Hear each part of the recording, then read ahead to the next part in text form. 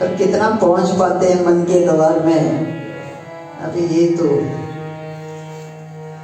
एकांत में जब बैठोगे और अपने मन को खोजोगे तब समझ में आएगा कि कितने पहुंचे हम अपने भीतर। कल हम फरीदाबाद में थे, वृंदावन से आते आते तो भक्तों के यहाँ थोड़ी देर, चूंकि वहाँ वो क्या बोलते हैं उसको, बैरिकेड लगा हुआ था कि यहाँ से आगे आप जा नहीं सकते हैं। वहाँ रमेश रंगीन जी ने बैरिकेड लगाया हुआ था कि बिल्कुल इसके आगे नहीं जा सकते, तो रुकना पड़ा। अब रुके तो वहां तो सब प्रेमी इकट्ठे हुए थे, प्रेमियों की महफिल थी।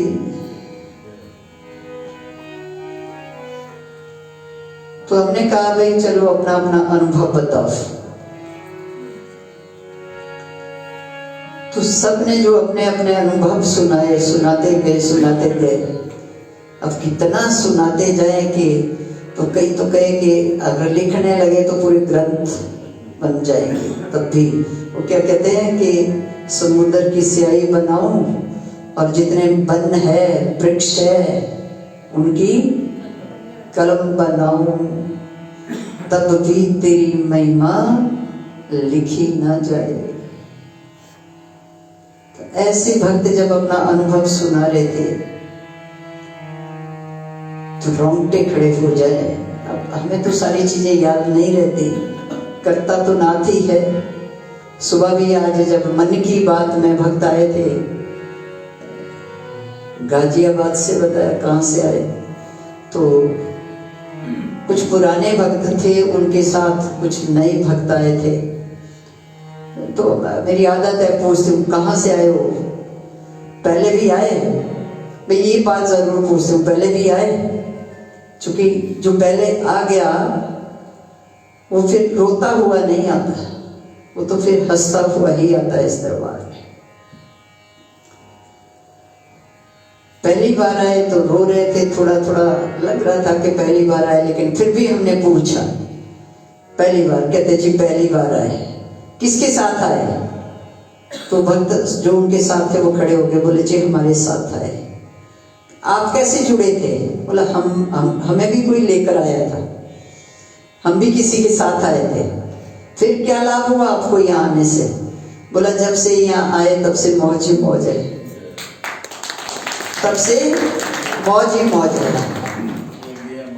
बस ये है कि ये चौखट पार करनी बड़ी मुश्किल है, पर जो इस द्वार के भीतर आ गया वो पार हो गया। तो कहा कि पहले मेरी माता बीमार थी, सब अस्पतालों में घूम लिया, कितनी दवाइयाँ खाई, डॉक्टर ने जवाब दे दिया। जब नाथ की शरण में आए तो दवाइयाँ भी छूट गई और अस्पतालों के चक्कर भी छूट गए, और जो दुनिया भर का खर्चा हम कर रहे थे, कर्जा ले लेकर खर्चा कर रहे थे। और मंदिरों में जाते हो तो क्या करते हो?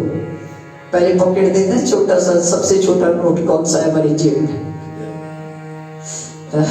और डॉक्टरों के पास जाते हो तो फिर गड्डियां रख के ही जाना पड़ता है साथ। फिर ये नहीं सोचना पड़ता कि सबसे छोटा नोट निकालेंगे, वहां कौन देखेगा, वहां कौन सुनेगा। हाँ, ये कितना दयालु है, वो सब देख रहा है, तुम्हारी नजर से तुम्हें देखता है। तो कहते दवाइयां भी छूट गई और डॉक्टरों के चक्कर लगाना बंद हो गए। तब से और अब तक हम सुखी हैं। हंस रहा था बड़े जोर जोर से, कहा हाँ तो लग रहा है कि तू भाई जुड़ा हुआ है। और फिर उनके साथ एक कोई और था, उन्होंने कहा मेरी बेटी बीमार थी, कई महीनों तक बीमार चलती रही। ऐसे ही कल नीति जी अपना अनुभव सुना रही थी, शायद हमारे इन्होंने कार्यकर्ताओं ने उसमें डाला हुआ है फेसबुक में। फेसबुक के माध्यम से आपको बहुत सारी ऐसी चीजें सुनने को मिलेगी, बहुत सारी बातें हैं जो आपको सुनने को मिलेगी। तो भी यही कह रही थी कि बेटी जब बीमार हुई तो कहते हैं वो इतनी बीमार हो गई कि बिल्कुल एक दिन तो ऐसा हुआ कि वो आंखें चढ़ा ली, आंखें सफेद हो गई, शरीर अकड़ गया, माने चली गई। लेकिन फिर भी दौड़ लगाई, डॉक्टर के पास गई तो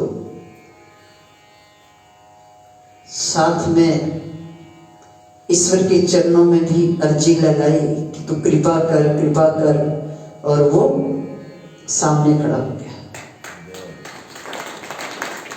अब वो कहती है कि गुरु माँ आप नजर आए। मैंने कहा यही तो तुम लोग नहीं समझते बात। अब उसने चुना है, वो इस रूप में चलता है, होता तो वही है, पार तो वही लगाता है, कल्याण तो वही शक्ति करती है। गुरु का ठीक है, चुना है उसने इस रूप को, तो उस रूप में चलता है। अब स्वप्न में भी लोग कहते हैं आप भी तो दिखे थे, हमें बाबा तो दिखे ही नहीं।